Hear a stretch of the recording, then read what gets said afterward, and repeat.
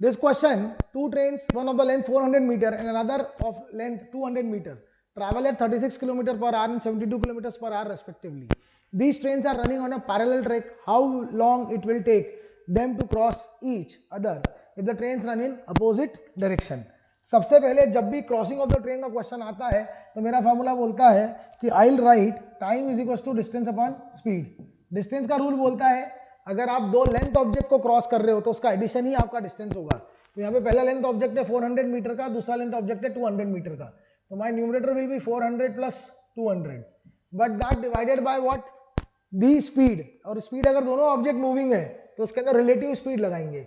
तो पहले की स्पीड है 36 किलोमीटर पर आवर, दूसरे की स्पीड है 72 kilometre per hour, but they are moving in opposite direction. तो हम इसको क्या कर देंगे, ऐड कर देंगे. तो जब इसको ऐड करेंगे तो ये आ जाएगा 108. But this is in metre and this is in kilometre per hour. तो इसको सही करने के लिए हम कुछ भी नहीं करेंगे, इस किलोमीटर पर आवर में 5/18 का मल्टीप्लाई कर देंगे. उससे ये ऑटोमेटिकली मीटर पर सेकंड में कन्वर्ट हो जाएगा और my time will come in seconds. Please ध्यान रखिए, आंसर हमें टाइम सेकंड्स में चाहिए. यहाँ पे जो लिखा हुआ है उसके हिसाब से हम उसको सॉल्व कर रहे हैं. तो my question will become 600 into 18 upon 108 into 5. तो 9 से कैंसिल करता हूँ, यहाँ पे 2 आएगा, 9 से यहाँ कैंसिल करा तो क्या आ गया 12, 12 से इसको कैंसिल करा तो आ गया 50, फिर कैंसिल करा तो आ गया 10. तो time comes down to be 20 seconds. तो my answer for this question will be 20 seconds.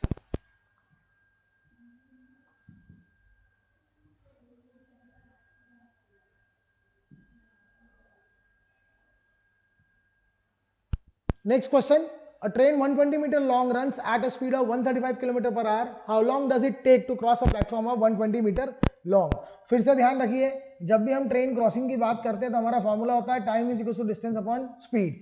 इसमें डिस्टेंस अज्यूम करने के लिए अगर कोई भी आप लेंथ ऑब्जेक्ट को यूज कर रहे हैं तो आपका जो डिस्टेंस होगा वो length of the train plus length of the object होगा. तो यहाँ पे आपका डिस्टेंस हो जाएगा 120 प्लस 180. बट यहाँ पे आपका जो ऑब्जेक्ट है वो स्टेशनरी है तो नीचे केवल स्पीड ऑफ द ट्रेन आएगी. तो स्पीड ऑफ द ट्रेन से नीचे आ जाएगा 135 kilometre per our.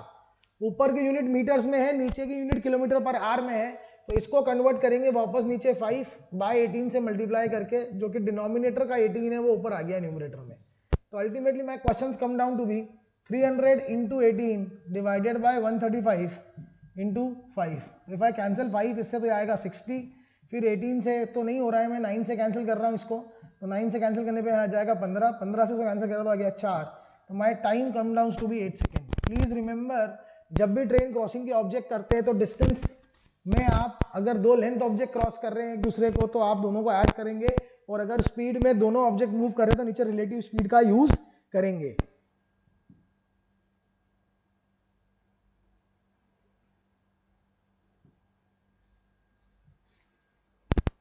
Saran goes for a walk at 5 a.m. He walks for 10 minutes and covers 2 km.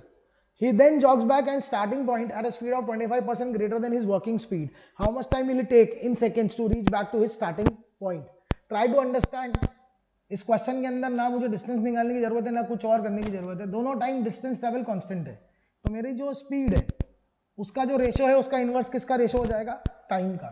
तो आपने बोला है स्पीड आपकी कितनी हो गई 25% ग्रेटर. तो पुरानी स्पीड अगर 4 है तो नई स्पीड कितनी हो जाएगी 5. तो टाइम का रेशो हो जाएगा 5 से 4.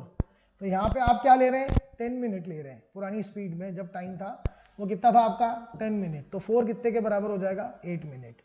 But please note the answer is not given to be 8 minutes because they want answer in seconds. तो we will multiply this 8/60 and my answer will be 480 seconds. My answer will be 480 seconds. ऐसे और video देखने के लिए आप हमें channel को subscribe कर सकते हैं और नीचे दिए गए व्हाट्सएप ग्रुप की लिंक से आप हमें हमको ज्वाइन कर सकते हैं.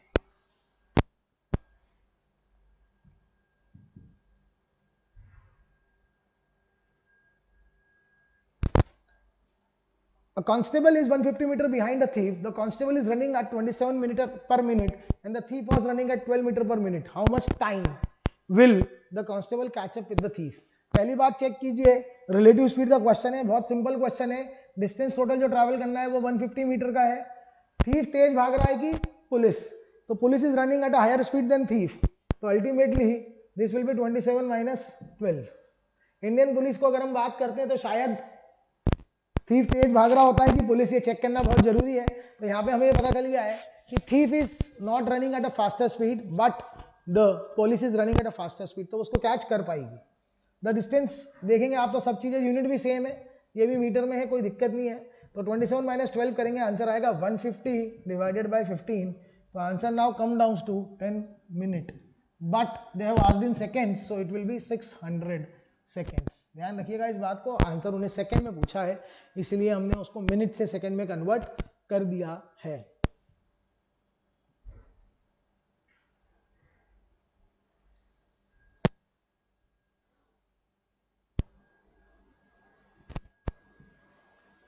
Mehul usually takes 60 minutes to reach his office. He walks at 75% of his usual speed. How much time will he take? Again, आपको टाइम पता है और उसने अपनी स्पीड को रिड्यूस कर दिया है। वापस डिस्टेंस कांस्टेंट है, तो स्पीड और टाइम का रेशो इनवर्स होता है। स्पीड का रेशो 100 से कितना हो रहा है 75, मतलब 4 से 3, तो टाइम का रेशो हो जाएगा 3 से 4। पहले आपको कितनी देर लग रही थी 60 मिनट, तो अब कितने लगेंगे 80 मिनट्स। ध्यान रखिएगा आपका आंसर आ चुका है 80 मिनट्स। इसी प्रकार के क्वेश्चंस आते हैं सीमैट के अंदर मेजरली, जो कि आपको थोड़ा स्पीड में कर लेंगे तो शायद आप स्कोर सेव कर पाएंगे।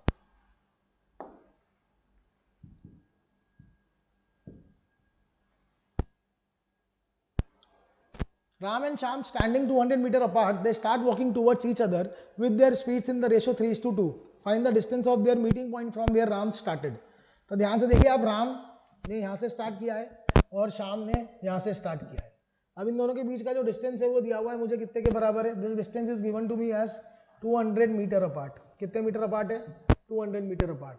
तो जिस स्पीड के रेशो से ये लोग चलते हैं उसी रेशो में इनका डिस्टेंस भी ट्रैवल होता है अगर टाइम कांस्टेंट होता है तो दोनों ने साथ में स्टार्ट करा है और साथ में मिल रहे हैं, तो टाइम क्या है constant.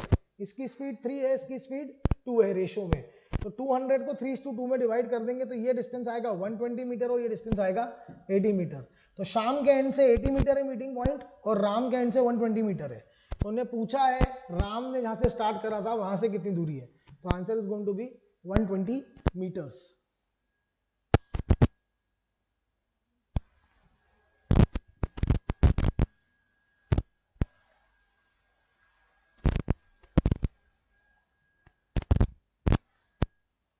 Two trains are running at a speed of 54 km per hour and 72 km per hour and have their length as 150 meter and 300 meter respectively.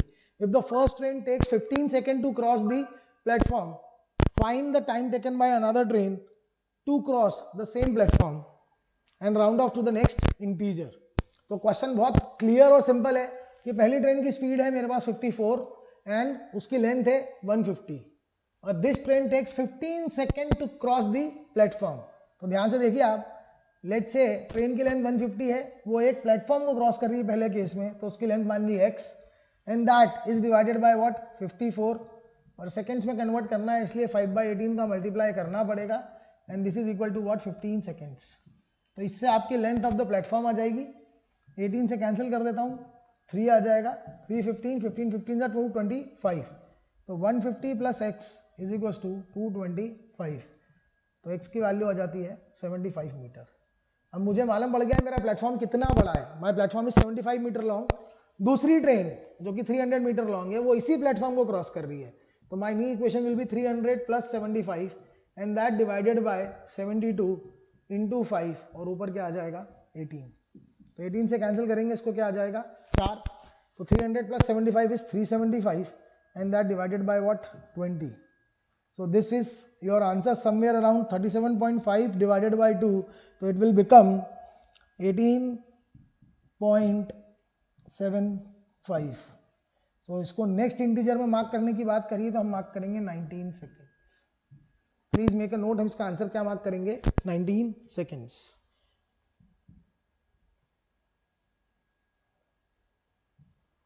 Another beautiful question which can be solved with the help of some short trick.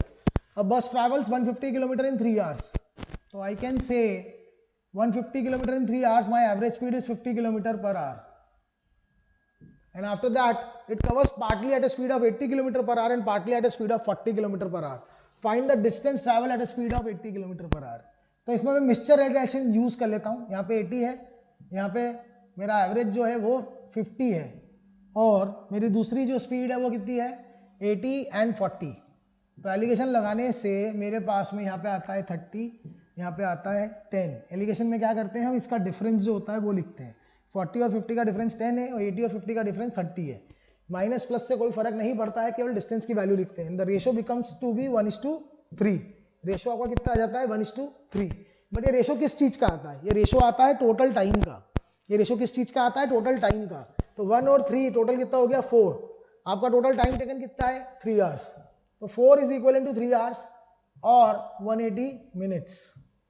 तो 180 minutes के लिए आपने travel कराई है। अब 3 कितने के बराबर आ जाएगा और 1 कितने के बराबर आ जाएगा, तो 1 आएगा 45 मिनट्स के। पर my question is not what is the time for which I was travelling eight 80 kilometre per our. 80 kilometre की स्पीड पे कितने टाइम के लिए ट्रैवल करा, ये क्वेश्चन नहीं है, कितना डिस्टेंस ट्रैवल करा ये निकालना है। तो मेरी 80 की स्पीड है और टाइम कितना है 45 मिनट है। तो I will do 80 into 3/4 of an hour. तो 3/4 ऑफ एन आवर को कैंसिल करके निकालता हूं मैं, तो my answer would become 60 kilometres. तो what I am travelling is 60 kilometres. मैं कितना ट्रैवल कर रहा हूं 60 किलोमीटर्स।